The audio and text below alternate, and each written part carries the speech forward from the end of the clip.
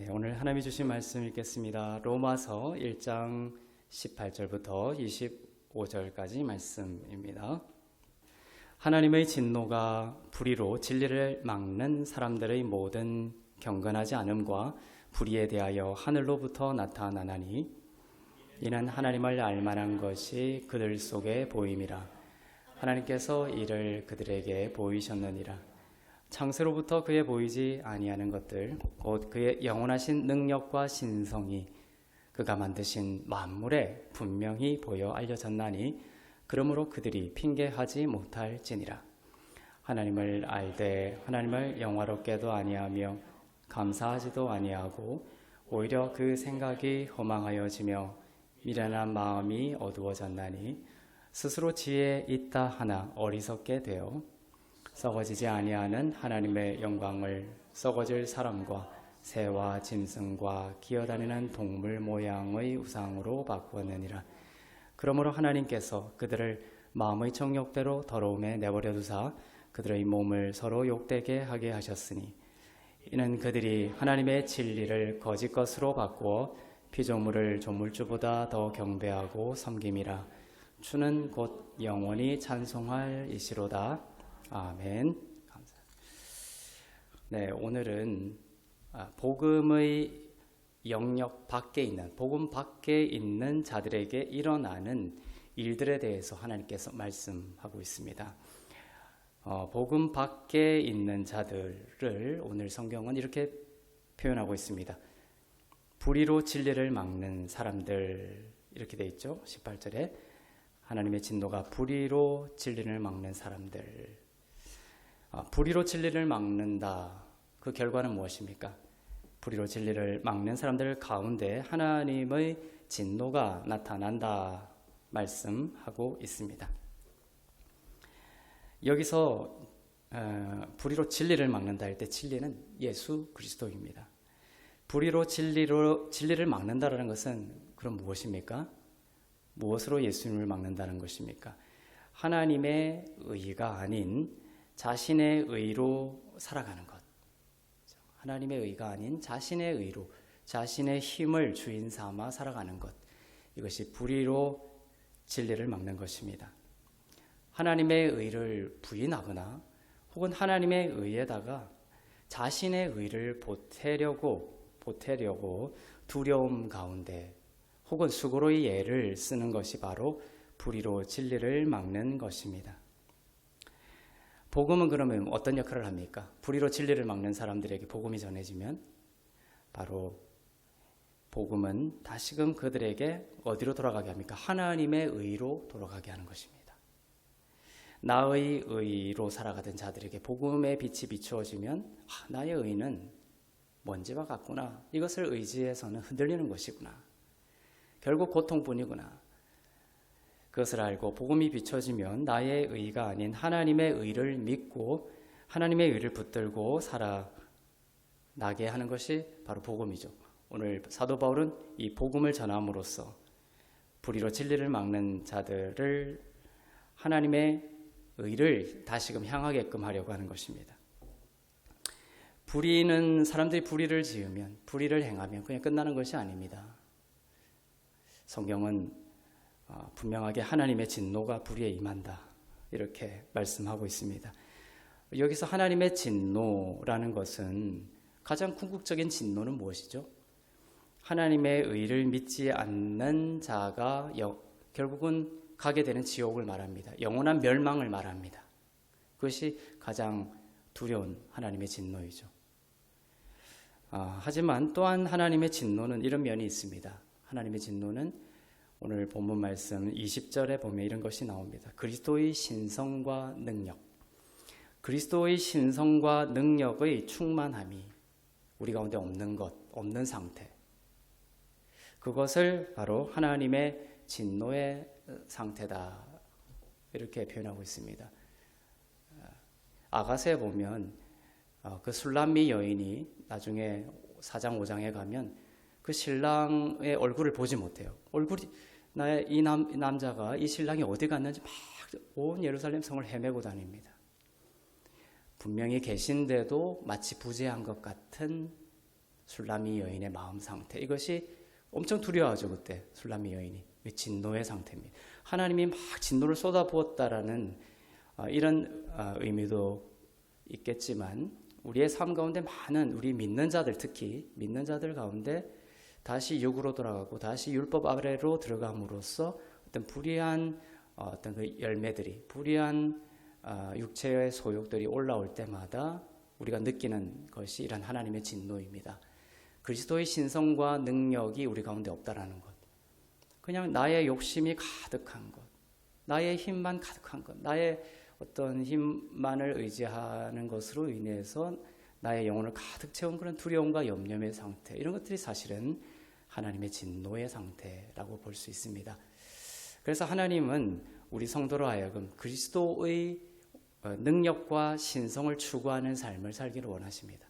하나님은 성령을 부어주셔서 날마다 우리의 심령 가운데 그리스도의 신성이 충만하고 그리스도의 능력이 충만한 그러한 삶, 하나님의 진노가 거두어지고 우리 가운데 하나님의 생명이 축복이 충만한 삶을 성도로 하여금 살게 하시기를 원하십니다.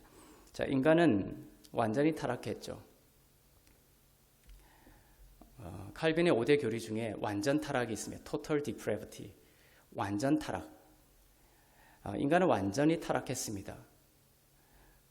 그런데 그 완전한 타락이 또한 완전한 타락이 아닌, 완전한 타락이지만 그 웨스트민스터 교리에는 어떻게 표현하고 있냐면은, 인간은 완전히 타락했지만 그 안에 하나님을 향할 수 있는 가능성을 열어놨다는 거예요.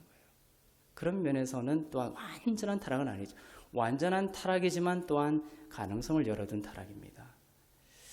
인간은 완전히 타락했음에도 불구하고 하나님은 완전히 타락한 그 인간 속에 하나님을 향하고 하나님께로 돌이킬 수 있는 한 줄기 가능성을 남겨놓으셨습니다. 자, 19절에 이렇게 말씀하고 있죠. 그 신학 교리를 말하고 있습니다. 하나님을 알만한 것을 그들 속에 보이셨다. 하나님을 알만한 것을. 하나님은 사람을 어떻게 지으셨습니까? 하나님의 형상대로 창조하셨습니다. 그리고 모든 사람은 타락했습니다. 그러나 그 타락한 사람들 가운데 성경은 말씀하시기를 그런 구절이 있죠.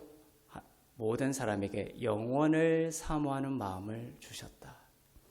믿는 사람이든 믿지 않는 사람이든 이 땅의 모든 사람은 죽음으로 태어나고 그 다음에 완전한 타락으로 태어나지만, 하나님은 모든 인류 가운데 하나님을 알 수 있는 한 줄기 가능성, 즉 영원을 사모하는 마음을 모든 사람에게 심어두셨습니다.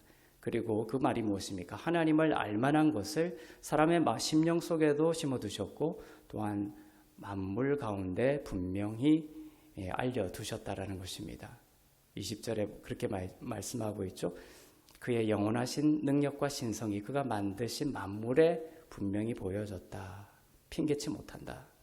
이렇게 돼 있죠. 하나님을 알만한 것을 우리 가운데 두셨습니다. 이것이 가장 만물 가운데도 그리스도의 신성과 능력을 심어두셨지만 우리 자신, 인간, 하나님 창조하신 우리 심령 가운데에도 하나님을 알만한 것을 두셨다라고 표현하고 있습니다. 하나님을 알만한 것이 무엇입니까? 무엇을 안다라는 것입니까? 우리로 하여금 무엇을 알게끔 하려고 하는 한 줄기 빛을 심어두셨습니까? 요한복음 14장 9절입니다. 시작. 예수께서 이르시되 빌립아, 내가 이렇게 오래 너희와 함께 있으되 내가 나를 알지 못하느냐? 나를 본 자는 아버지를 보았거늘 어찌하여 아버지를 보이라 하느냐? 예수님이 하신 말씀이죠. 하나님을 알만한 것은 곧 누구를 안다는 것입니까? 그리스도를 안다는, 그리스도를 아는 것을 곧 아버지를 아는 것입니다. 그래서 하나님을 알만한 것을 우리에게 두셨다라는 것은 다른 표현으로 하면, 예수님의 말씀을 가지고 표현하자면 예수 그리스도를 알만한 것을 우리 가운데 두셨다라는 것입니다. 즉 그리스도의 능력과 신성을 깨달을 수 있는 한 줄기 빛을 우리 가운데 두셨다라는 것을 말씀하고 있습니다. 그런 말이 있죠. 신학교에서 또 여러 가지 이제 그 조사를 할 때 NR 그다음에 BS라는 표현이 있어요. NRBS. 그것은 뭐냐면은 non-religion but spiritual이라는 거예요. 이것이 이 시대에 예수 믿지 않는 자들을 표현하는 어떤 방식인데요. 그건 뭐냐면 not religion. 나는 종교는 믿지 않겠다라는 거예요. 하나님이 너무 싫어하니까 종교는 믿지 않겠다. 그러나 뭐죠? but religion입니다. 그래서 영적이다. 그래서 영적인 영적인 것에는 내가 관심이 있다. 그러나 나는 종교는 믿기 싫다라는 거예요. 그것을 NRBS라고 표현합니다. 그래서 NRBS에 속한 그룹들을 가끔 조사를 합니다. 텀을 두고. 그런데 미국이든 우리나라든 동일하게 종교 없다. 나는 종교에 관심 없다라는 그룹보다 항상 이 조사를 하면은 그래도 영적인 데는 관심 있다는 그룹이 4배 이상 많아요, 항상.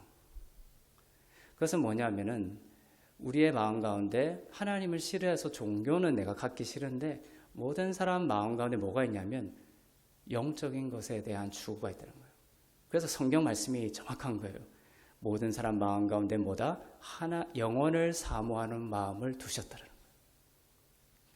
그래서 파묘나 이런 것들이 왜 인기가 있냐 하면은 어떤 사람들의 마음속에 어떤 영적인 하나님은 싫어하는데 뭔가 영적인 것에 대한 끌림과 추구성이 있다라는 것이죠. 그것이 이제 어떤 하나님을 떠나는 어떤 악한 영으로 흐르는 것이 문제이지만 그것 또한 무엇입니까? 우리 마음에 영적인 필요가 있고 영적인 갈급함이 있기 때문에 그것을 악령이 그 자리를 주도하고 통치하느냐 아니면 성령께서 그 자리를 다스리시고 통치하시느냐 그런 차이가 있는 것이죠. 그래서 오늘 말씀 가운데 하나님을 알만한 모든 사람 가운데 하나님을 알만한 것을 두셨다. 바로 그것은 예수 그리스도를 알 수 있는 가능성을 우리 가운데 심어 두셨다. 그리고 또 뭐라고 말씀하시죠? 20절에 그가 만드신 만물에 그리스도의 영원하신 능력과 신성을 다 심어 두셨다라고 해서 나중에 그들이 핑계하지 못할지니라 이렇게 돼 있죠. 나 그런 거 몰랐는데요 할 수 없다라는 거예요. 심어 두셨기 때문에. 예를 한번 들어볼까요? 그냥 우리가 고기나 생선을 먹고 우리가 먹죠. 고기나 생선을 먹습니다. 그리고 살아갈 힘을 얻죠. 그걸 먹고. 이 간단한 원리 속에도 어떤 게 있냐면 어떤 것의 죽음을 통해 우리가 살아난다는 거예요. 누군가의 죽음을 통해 누군가가 살아난다라는 그리스도의 진리가 있습니다.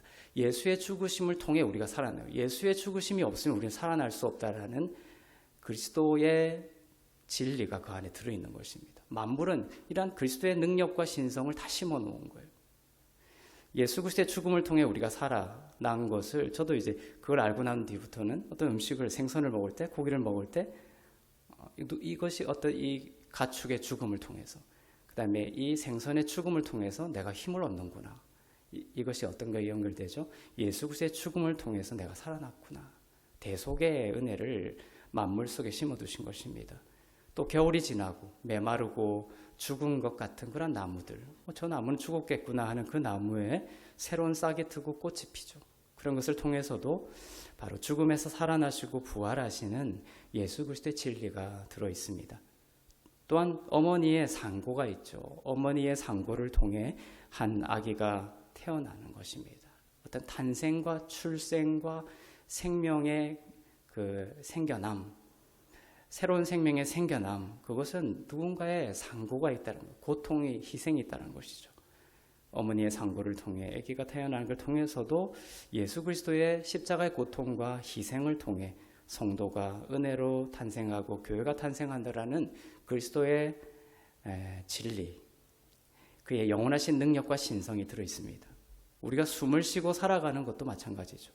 우리가 단순히 숨을 쉬고 있는 것 같지만 그것 또한 우리가 오직 예수 그리스도의 은혜로만 지탱되고 유지되고 살아갈 수 있다는 예수 그리스도의 진리가 있습니다.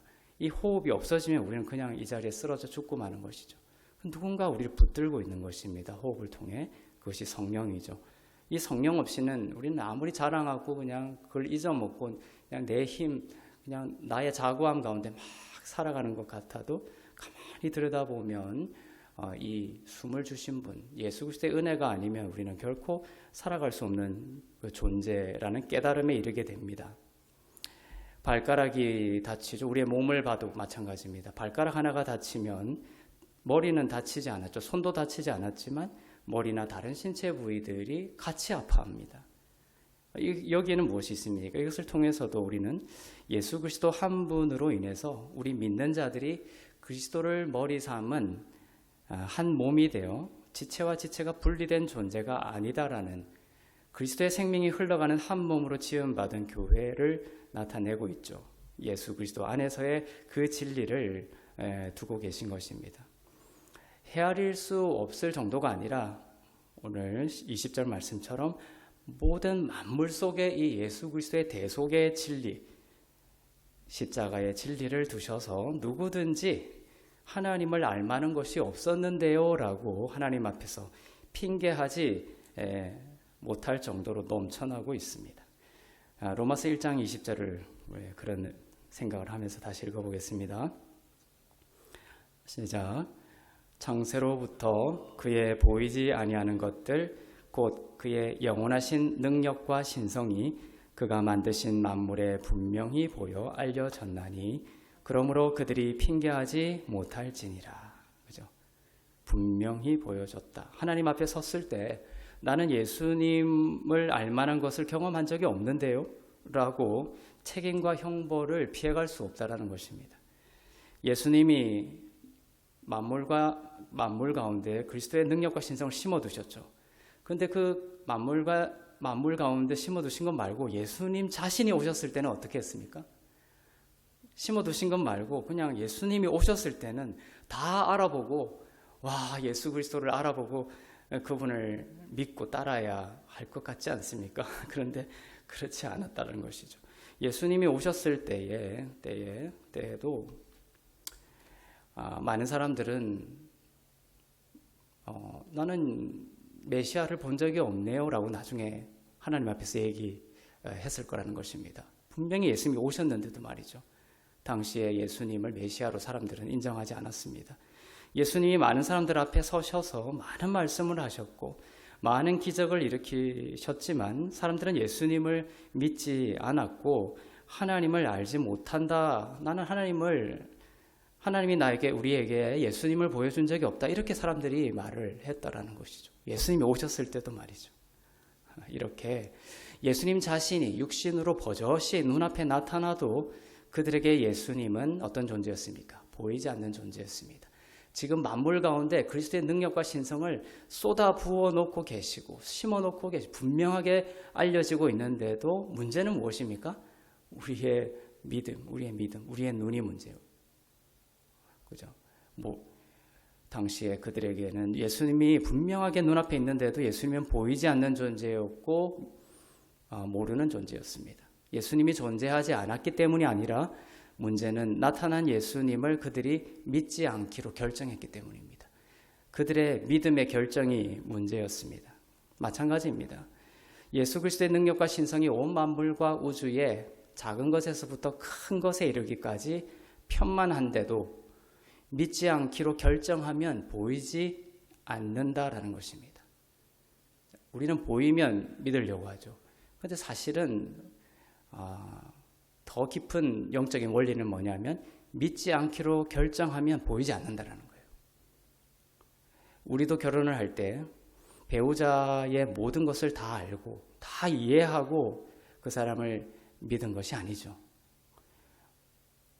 사랑하는 아내를 또 사랑하는 남편 될 사람을 내가 믿기로 결정을 먼저 합니다. 내가 그 사람에 대한 믿음을 가졌더니 그 이후로부터 결혼 생활이 시작되면서 배우자가 이해되고 배우자를 더 알아가게 되고 지금도 평생 아마 다 이해되지 않는 부분이 있어도 여전히 믿음을 가지고 사랑할 수 있게 되는 것이죠. 무엇이 먼저입니까? 믿음이 먼저. 믿기로 결정하는 것이 사실은 먼저라는 것을 우리는 이 원리를 이해할 수가 있습니다. 그런데 세상에는 어떤 사람들이 넘쳐나고 있죠. 하나님을 향하여 하나님이 이해되지 않으니까 믿지 않겠다라는 사람들로 넘쳐나고 있습니다. 나를 제발 좀 설득시켜봐라. 나를 이해시켜봐라. 그러면 믿겠다는 사람들로 넘쳐나고 있습니다. 사실 먼지와 같은 인간의 지성으로 그를 만드신 하나님을 어떻게 다 이해할 수 있겠습니까? 어떤 우수하고 훌륭한 철학자가 아주 명징하게 예수 그리스도를 이렇게 설파해내도 예수님이 오셔서 직접 말씀하셨어도 예수를 믿지 않기로 결정했을 때 예수님은 그들에게 모르는 존재가 됐던 것처럼 이 세상에 나를 좀 설득해봐라 해도 아무리 그 사람을 설득한다 해도 사실은 그 사람이 그 설득에 의해서 믿어지는 것은 아니라는 거예요. 사실은 하나님이 성령을 통하여 믿음을 주시고 그 믿음을 주시는 것을 통하여 내가 믿겠다라는 결정을 통해서 예수님을 알아가게 되는 것입니다.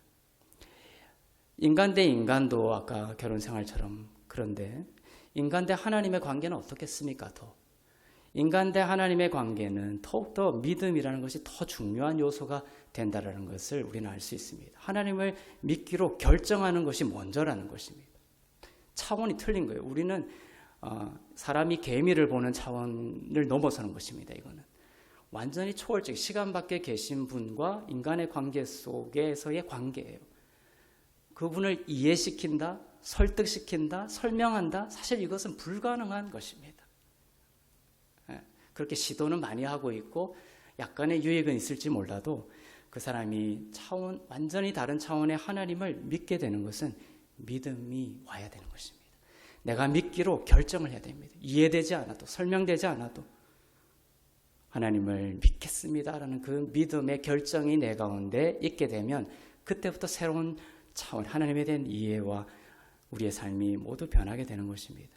다윗은 하늘을 보며 주의 이름을 찬양했습니다. 같은 하늘을 보죠. 우리도 이 몇십억 인구가 다 같이 하늘을 봅니다. 그런데 딱 두 가지로 나뉘죠. 하늘을 보며 하나님의 살아계심을 찬양하는 사람과 하늘을 보면서 그저 하늘이네, 하늘이 맑네 여기에 그치는 사람이 있습니다. 시편 8편 1절을 보겠습니다. 다윗은 하늘을 보며 무엇을 생각했습니까? 시작. 여호와 우리 주여, 주의 이름이 온 땅에 어찌 그리 아름다운지요, 주의 영광이 하늘을 덮었나이다. 하늘을 보며 다윗은 하나님을 찬양했습니다. 이 믿음이라는 것이 참 신비한 것이 그 믿음을 하나님께서 주시는 것이면서도 믿기로 결정하면 믿어진다는 것입니다. 내가 하나님을 믿습니다. 만물 속에 계신 그리스도의 신성과 능력을 믿습니다 하고 하늘을 보기 시작하면 그 하늘에 있는 하나님의 영광이 내 가운데 들어오기 시작하는 것입니다. 믿음이 먼저라는 것이죠. 그러니까 아침에 일어날 때도 오늘 나에게 일어나는 모든 것들, 내가 만나는 모든 것들, 내가 보는 것들, 내가 겪는 모든 것들 속에 그리스도의 신성과 능력이 있음을 믿습니다. 그 믿음이 먼저 와야 되는 것이죠. 그냥 흐지부지하게 아무런 생각과 어떤 그런 믿음의 사고 없이 그냥 하루를 무덤덤하게 넘어가는 시간을 낭비하는 것이죠. 다윗처럼 다윗은 그에게 주어진 그 시간을 낭비하지 않고 있습니다. 하늘을 볼 때에도 거기에 숨겨진 하나님의 능력과 신성을 찬양하고 있다는 것이죠. 지금까지의 역사 속에서 역사를 한번 가만히 돌이켜 보십시오. 모든 예수를 믿었다라고 하는 사람들은 모두가 다 예수 그리스도를 모두 다 이해해서 믿은 사람들 아무도 없다라는 것입니다. 우리 자신도 마찬가지죠. 아직도 예수님에 대해서 이해되지 않는 부분들 많죠. 아마 이해된 부분들보다 이해되지 않은 부분이 훨씬 더 많은 것이 진실입니다. 그러나 우리는 예수님을 믿습니다. 믿음이 먼저 왔기 때문이죠. 배우자가 다 이해되어서 배우자를 믿고 사랑한 사람이 아무도 없었던 것처럼 말입니다. 말씀이 그들에게 임하고 성령의 은혜를 통해 그들이 어느 날 예수님을 믿기로 결정했을 때 믿어지게 되는 것입니다. 믿기로 결정하는 마음의 감동을 하나님께서 주시는 것이죠. 그 믿음을 가지는 때부터 사실은 하나님에 대한 이해와 사랑이 더욱더 깊어지게 되는 것입니다.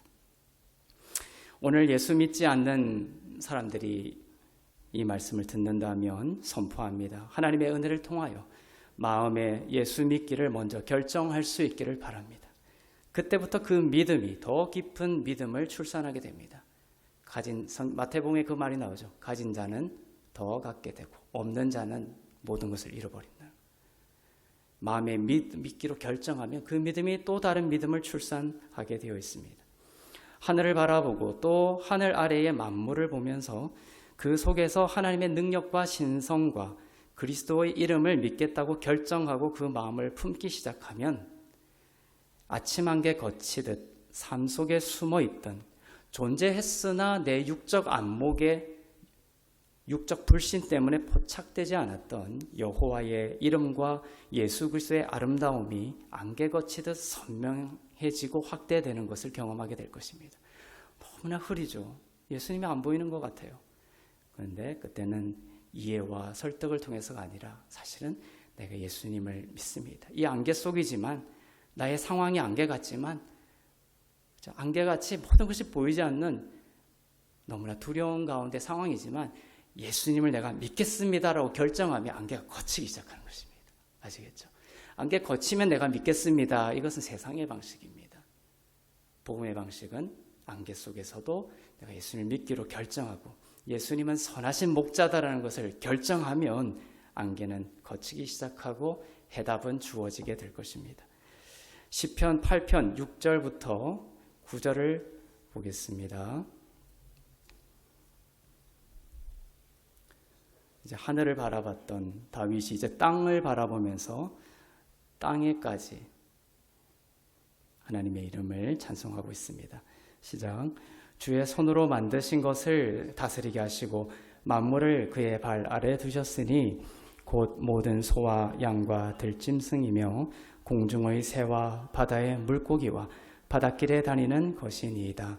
여호와 우리 주여, 주의 이름이 온 땅에 어찌 그리 아름다운지요.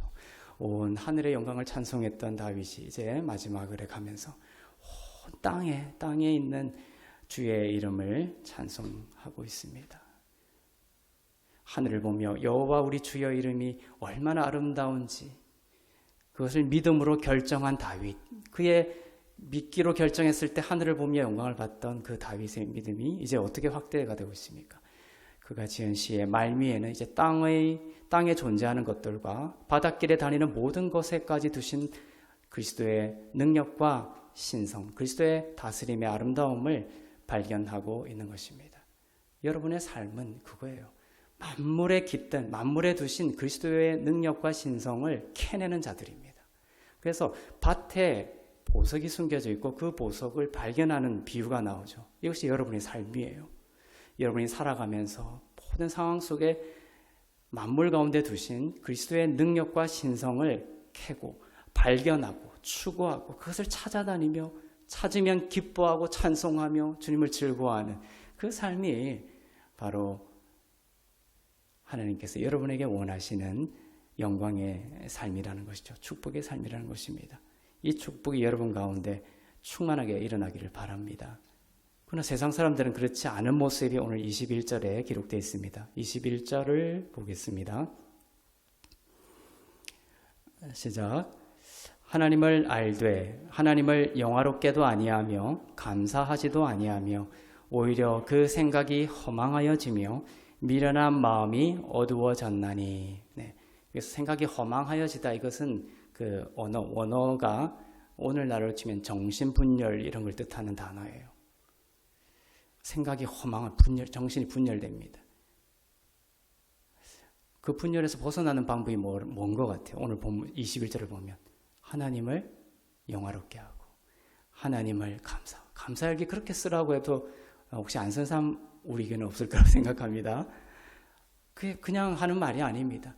우리의 정신분열을 막고 우리의 생각을 하나님 안에서 질서 있게 하고 하나님을 영화롭게 하고 이 감사함을 통하여 우리의 미련한 마음, 어두워졌던 미련한 마음이 화창하게 밝아지기 시작합니다.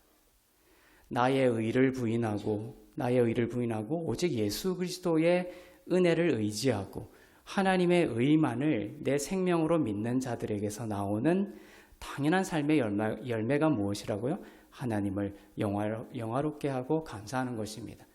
그래서 웨스트민스터 신학 우리 개혁주의 교리 제1조 1항이 무엇입니까? 인간의 목적은 하나님을 영화롭게 하고 그분을 즐거워하는 것이다. 이것이 인생의 목적입니다. 하나님을 영화롭게 하고 그분을 즐거워하는 것이다. 감사하는 것입니다. 범사에 감사하라는 하나님의 명령은 해도 되고 안 해도 되는 것이 아닙니다. 그것은 인생을 향한 하나님의 목적입니다. 모든 것을 분석하고 판단하는 것에 빠른 사람들 중에는 감사와 멀어진 사람들이 많아요. 하루의 끝에 내 하루의 시간들이 텅 빈 것을 느낍니다. 왜죠? 오늘 지내왔던 모든 하루를 분석하는데 모든 에너지를 다 쓴 거예요. 감사하고 영화롭게 하는데 시간을 쓰지 않고. 저 사람은 왜 그럴까? 왜 저 사람은 저렇게 했지? 저 사람 정말 나쁜 사람이야. 저 정치인은 왜 그랬지? 그러니까 내 내면에 감사는 내면적인 것이죠. 내 내면이 부유해지고 풍요로워지는 것이 아니라 항상 우리의 의식이 남 탓 상황이 있었던 것입니다. 그러니까 우리의 의식과 우리의 생각이 남을 향하고 상황을 향하는 한 우리는 정신분열에 이를 수 있다는 거예요. 내면으로 돌아와서 예수 그리스도의 영은 성령은 우리 안에 내주하십니다. 그분과 소통하는 것이에요. 그분을 영화롭게 하고 감사하는 것입니다. 하루의 그 텅 빈 시간, 여러분을 지으신 하나님의 목적대로 살지 않음으로 인하여 우리가 느끼는 그러한 감정들이죠. 하나님의 목적은 우리가 만물 가운데 두신 그리스도의 신성과 능력을 발견했을 때 하나님을 영화롭게 하고 감사하는 삶을 사는 것입니다. 부정적인 생각에 사로잡혀서 다른 사람 탓을 하고 부정적인 상황에 짓눌리며 부정적인 생각과 마음에 갇혀 정죄적인 분석의 하루를 살고 있는 사람이 없기를 바랍니다. 할 수 없다라는 부정적인 무기력의 삶을 묶어둔 것입니다. 지나온 삶의 그 실패한 궤적으로 인해 나는 큰 상처를 받았다라는 생각을 넘어서 신념이 되고 그렇게 함으로써 우리의 회복을 더욱 어렵게 만듭니다. 우리가 만든 각본들이 있어요. 우리의 머릿속에는 그런 말이 있죠. 다른 사람으로부터 들은 그런 생각들이 녹음이 돼서 계속 반복 재생이 되고 있어요. 너는 실패한 인생이야. 너는 이렇게 해서 하지 못해. 그리고 그러한 녹음뿐만 아니라 내가 살아오는 그 실패의 궤적으로 인해서 내가 쌓아놓은 각본이 있어요. 내 인생은 딱 요거 이상은 못 나가라는 것이 누가 그냥 그렇게 해놓은 것이 아니라 내가 만들어 놓은 각본들이 있어요. 그러니까 더 이상 하루가 지나고 또 하루가 지나도 어제와 같은 오늘을 살 뿐이죠. 계속해서 반복해서. 그죠? 그 기둥에 묶어둔 나귀처럼 그 이상을 살지 못합니다. 하나님은 그것을 끊어버리고 내가 써놓은 그 각본을 끊어버리고 예수 믿는 그리스도 예수 안에서 내가 모든 것을 할 수 있다라는 그러한 가능성의 세계로 나아오기를 원하는 것이죠. 우리 생각이 허망하여졌다. 여기서 벗어나기를 원합니다. 우리의 부정적인 모든 생각들을 지금 다 내려놓고 떠나보내야 되는 것입니다. 그래서 새로운 각본을 써야 돼요. 새로운 서사를 써야 됩니다. 그리스도 안에서 더욱더 생명과 평안과 그 다음에 하나님의 구원의 통로로 사용되는 영화로운 삶을 상상하고 그 새로운 각본을 쓰고 그리스도 안에서 내가 그것을 할 수 있다는 믿음을 가지면 하나님이 그 방법과 새 능력을 주실 줄로 믿습니다. 너무 많은 사람들이 내가 많은 실패 속에 살아온 궤적이 있죠. 그것이 지금의 나라고 생각해요. 이것이 그 예전 과거 심리학의 총합니다. 그것이 지금 엄청난 변화를 겪고 있어요. 지금 심리학계에서는 이것이 엄청난 반성이 있으면서 새로운 심리학으로 나아가고 있어요. 그냥 뭐냐면 이런 단절이죠. 지나왔던 궤적이 나다라는 이러한 분석의 접근으로는 온전한 치유에 이를 수 없다는 거예요. 그래서 더 나은 세계에 대해서 눈을 뜨고 있습니다. 복음적 방식이 심리학에 들어오고 있죠. 그게 뭐냐면 지금의 나는 지나왔던 실패한 모든 삶의 궤적과 다른 나다라는 인식으로부터 믿음으로부터 온전한 치유가 일어난다는 것이죠.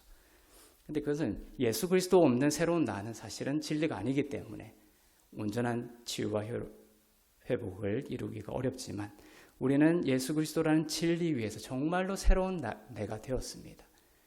단절된 것이죠. 죽은 것입니다. 그래서 그 모든 부정적인 생각을 예수 그리스도의 말씀으로 정말로 떠나보낼 수가 있는 자가 바로 성도들입니다. 우리 안에 있는 모든 부정적인 신념들, 생각들, 고정관념들, 옛 각본들, 옛 서사들이 이 시간 예수의 이름으로 다 떠나보내지고 무너지기를 축복합니다. 모든 부정적인 생각을 떨쳐버리고 감사를 시작하십시오. 찬양을 시작하십시오. 촛불로부터 감사를 고백하기 시작하고 오병이어로부터 감사로 하나님을 영화롭게 하시기를 바랍니다. 만물에 두신 그리스도의 아름다움과 신성, 그분의 신성과 능력을 발견하기 시작하는 인생이 되기를 주의 이름으로 축복합니다. 기도하겠습니다.